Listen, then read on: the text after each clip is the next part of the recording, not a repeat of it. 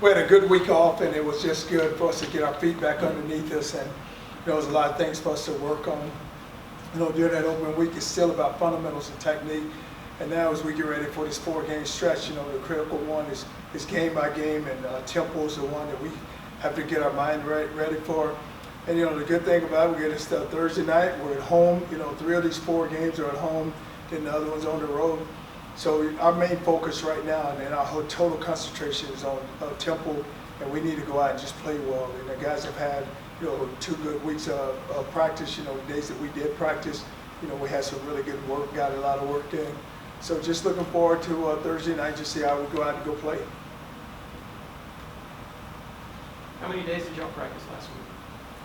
So what we did is they always have Monday off, so we went Tuesday, Wednesday, Thursday, gave Friday night off so they could go watch their high school team play, and we came back on Saturday. Saturday was like your Monday, I guess. Saturday was Monday, Sunday was Tuesday, today was a Wednesday, tomorrow's a Thursday, Wednesday's a Friday, Saturday's Thursday. Coach, with Temple under Rod Carey, do you see a lot of the same characteristics that they had under Coach Collins as far as that, if you will, Philly attitude? Well, Temple has that attitude of just being tough, and Temple tough, and they still carry that. And they can run the football. We got to be we got to be able to just go tackle well, and where we can stop the run. And then defensively, they do a lot of things on defense. They mix it up. They come at you with some pressure, and then they can sit back and they can play. But what's going to be key for us is just how we play and how we react, and we got to stay gap sound where we got to be able to get off blocks, and we got to tackle, and then offensively we got to be able to move the football. They change a quarterback every now and then too. They get that Santino kid coming in, and what challenges could be? Well, what they have is they have 2 quarterbacks that they play, and the one is everybody thinks he's a runner, but he can't throw the football. And he just give him a different change of pace. You're always looking for someone to change the pace. If they're not moving, then they bring him in and then let him try to get the ball moving down the field. Is McLeod in the best shape he's probably been in with that extra week off now? Getting ready. How's the wrist and all that stuff coming on? Well, McLeod is healthy. But basically we're a healthy football team right now. Just knock on wood. We have guys have had a flu or something, but other than that, guys are back and ready to go. So we should be a healthy team going into Thursday night. How does it work with Jacquez now? Is he back in the quarterback room? Is he alternating? No, Jacquez is in the quarterback room, so he's going to get his play at quarterback. And the thing about him is he changed the game for us up at East Carolina. He's able to break the first big run, and then the second one he scored a touchdown on. But very athletic, can throw the ball when we need him to throw the football. But it's just good when we talk about a change of pace. That's what he is, a good change of pace for us. It just seems like, and you just alluded to, it seems like him and Jordan just really kind of complement each other well. Would you agree? Well, the thing that Jordan, he operates the offense, he makes the throws for us, and he can run it when we need him to. He busted out a big one up there when we were at ECU. He made a big run, but but I think sometimes you just need a different, just a mix-up for you on offense, and somebody who kind of changes it up for you, and that's what Jacquez can do for us. We talk about the offensive line. They could do no wrong against ECU. Things were going downhill all day. Well, when you look at our O-line, and I tell them, if you're going to be good, you're going to have to be good up front. When you talk about your O-line and D-line, and I think we rushed for 340 plus yards, and those guys were able to dominate, win at the line of scrimmage. And when you talk about winning at the line of scrimmage, can you just win on the one-on-one blocks? Can you move people off the point? And that's what we were able to do. And then those long runs, if you can get our guys to the second level, whether it be Cronkite, whether it be Evans, whether it be Sands, whether it be whomever it is, you get them to the second level. Then they're still on the DB, so now they got to make a guy miss to continue to get more yards. And that's what our offensive line was able to do, get them to the second level, where we get a hat on everybody up front, even with the backers, and let our guys get through there. Because we look at our team, the strength is our running game. We got to be able to run the football. Coach, the college coaching fraternity is pretty tight.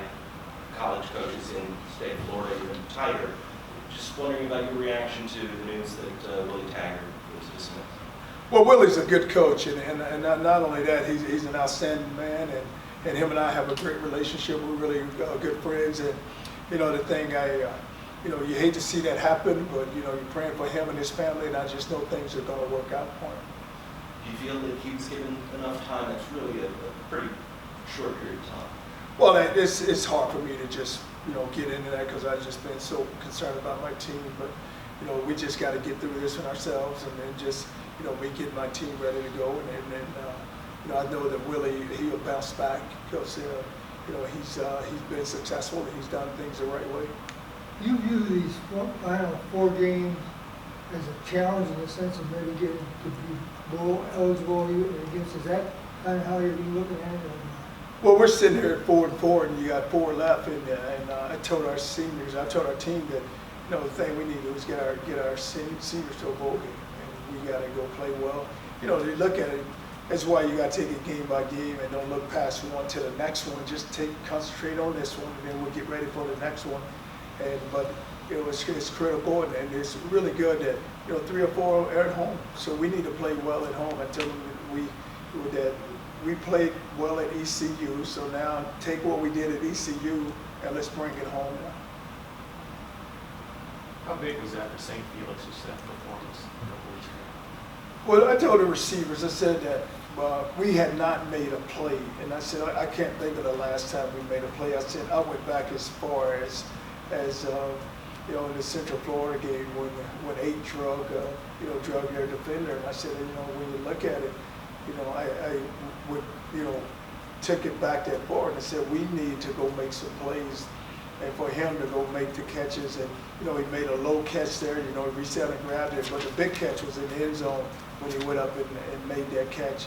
And it's all about confidence, and once those catches are made, then everybody else, it's almost like it just plays off of those catches, and then you see other catches being made.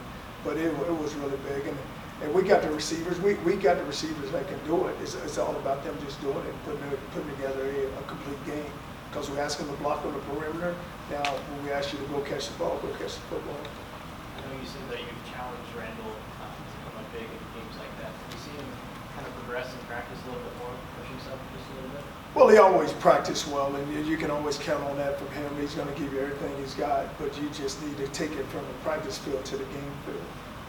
We're talking about the dimension Jacob Mathis adds. He's the biggest presence known in the last couple of games. Well, you look at our tight ends, you look at Wilcox, you look at Mathis and Lloyd and even Carter. You have 4 tight ends that are very capable, and they can make plays. And you know, Wilcox he's a mismatch for anyone. And now with Mathis coming on, it has really helped our offense because you know, you look at him making the catches, and he scored scored there against ECU, made a catch, and even, you know, the game before that he made a big catch. But you know, it's just fun to just see him and just see how he's coming on. And then I told him it's there. It's just a matter of us getting it out of it. KJ Sales was given the 7th highest cornerback grade in the country by PFF this week. Was that kind of what you expected out of him, an elite grading, when you brought him in from North Carolina? Well, you look at it, and KJ works hard. And the thing about, and I tell KJ is, it's always where you can get better. And so you don't ever, you know, a lot of times, you know, we get caught up in where they are, where they're ranked, and what people are saying about them. But you still got some really critical games here, and you're gonna play against some really good receivers coming up. So we need to go out and let's just concentrate on what we can control here. You can't control how everybody else, but he deserves everything he's getting. But let's make sure that our focus stay right here, right now with Temple. I guess Jock was got his bell rung a little at East Carolina. He's fine though, right? Yeah, he's coming along, and the thing is, he got hit from the side. You know, I don't think he ever saw it coming, but you know, he'll be okay. He's a tough young man. So he'll play. Well, we have not made that decision yet.